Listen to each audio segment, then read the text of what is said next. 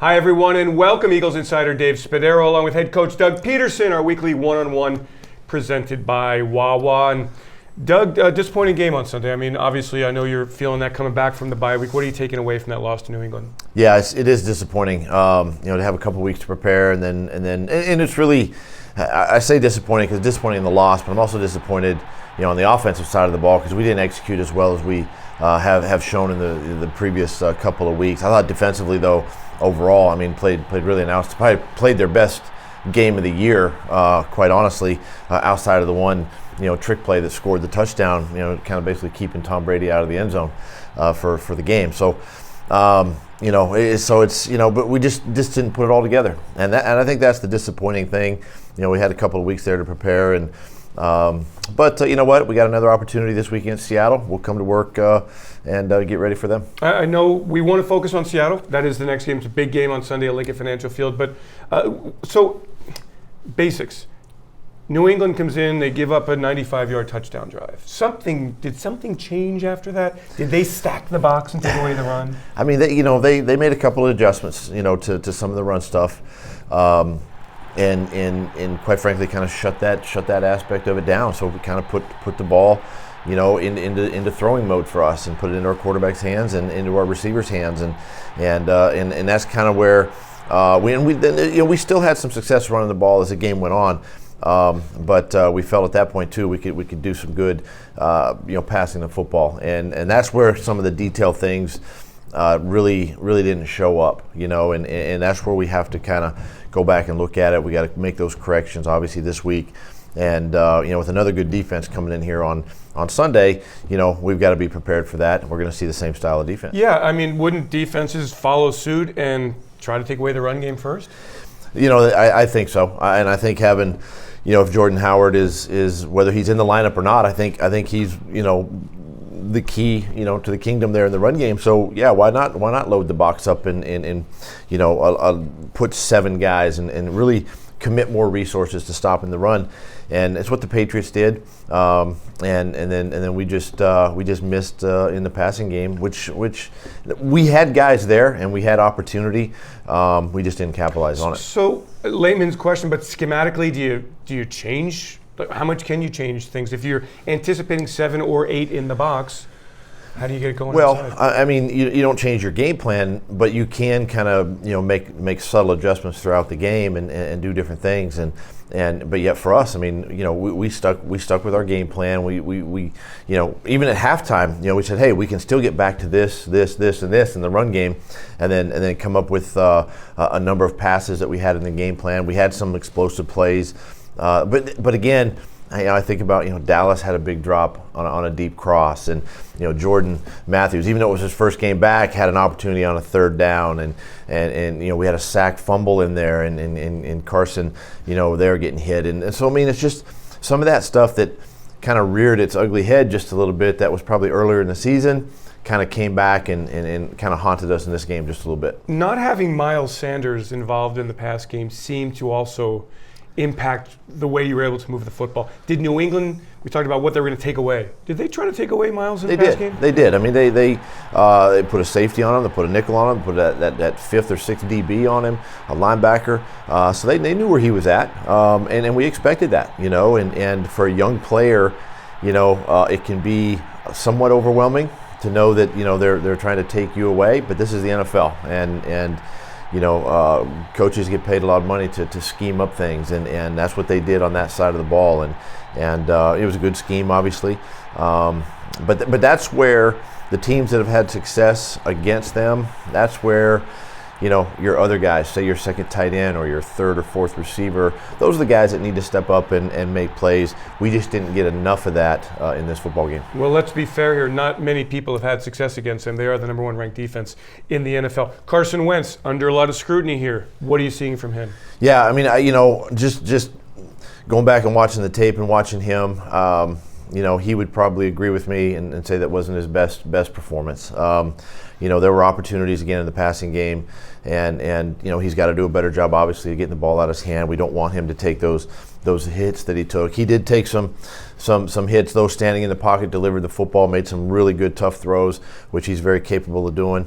And so overall, probably not his best, but something that he's the type of guy that this is really going to bother him. He's going to come in here, he's going to study the tape, he's going to look at the things that went good, things that went bad, and he's going to fix them this week, and he'll be ready to go this coming Sunday. Explain from a quarterback standpoint, when you don't get the ball out of your hands when your coach wants you to. Is it because you're feeling like you can extend plays and you're waiting for the big separation to occur down the field? Some of it's that, and the other thing is when you play teams that play man-to-man coverage like that, you're kind of waiting on your receiver to come open, and sometimes they get, maybe they get jammed at the line of scrimmage or they get knocked off their route.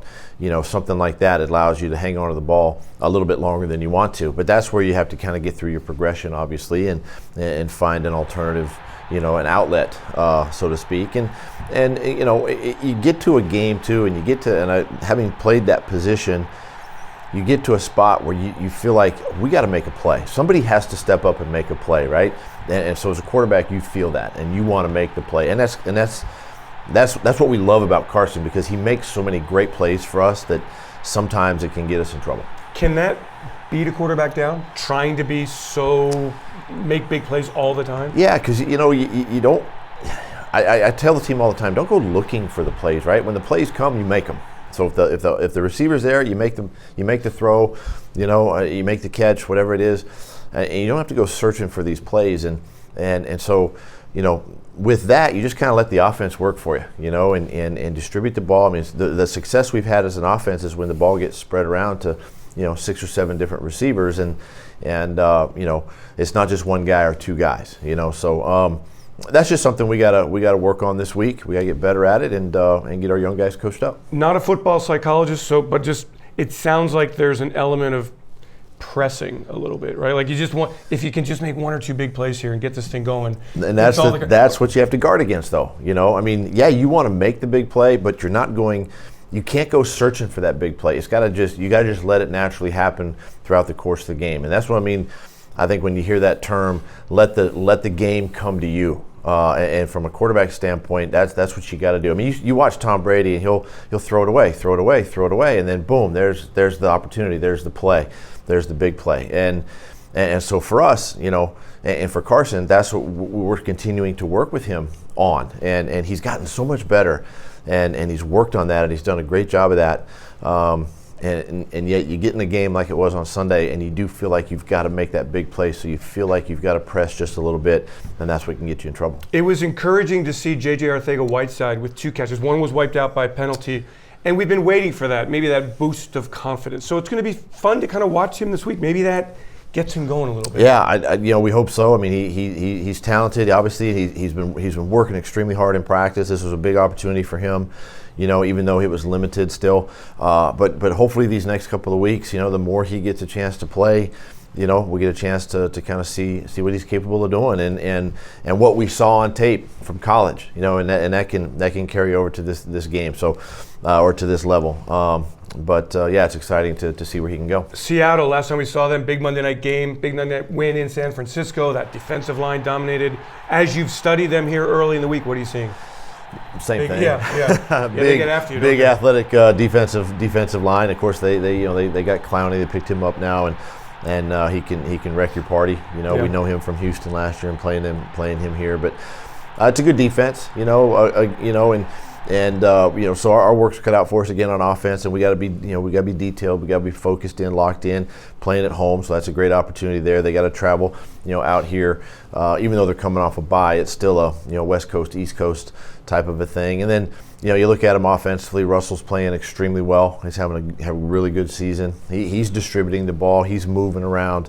And so this is a solid football team coming in here. He plays the game unconventionally, does he? But I think he's just brilliant at the quarterback position. He's very smart. He's athletic. He knows where his guys are going to be.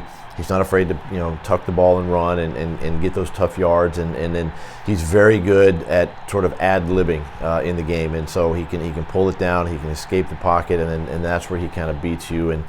And so the defense has got to, we got to continue to play well, and I know they will, and we got to corral him, get him on the ground, and Tyler Lockett's playing extremely well right now too. For him, he's another one of those playmakers that we got to be aware of. Doug, final question: 5-5, Seattle NFC team coming in.